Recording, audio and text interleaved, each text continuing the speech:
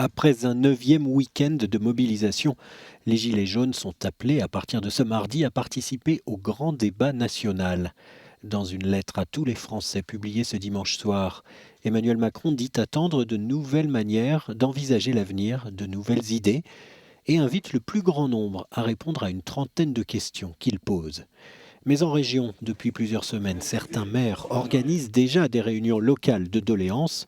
Alors ce grand débat venu de Paris est cadré par l'Élysée. Certains n'y croient pas.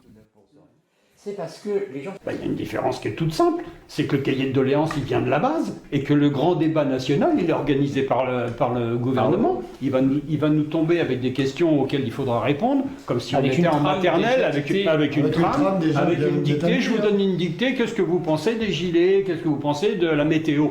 Mais c'est pas ça qu'on voulait. Nous, ce qu'on veut, c'est ce gouvernement prenne en compte ce qu'on fait remonter. D'autres Français, au contraire, apprécient qu'on leur donne enfin la parole. On a tous intérêt à participer.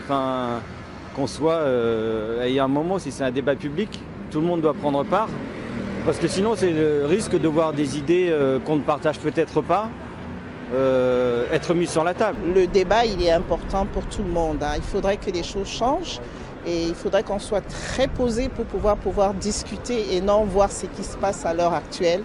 La force, la brutalité n'arrangera pas la situation.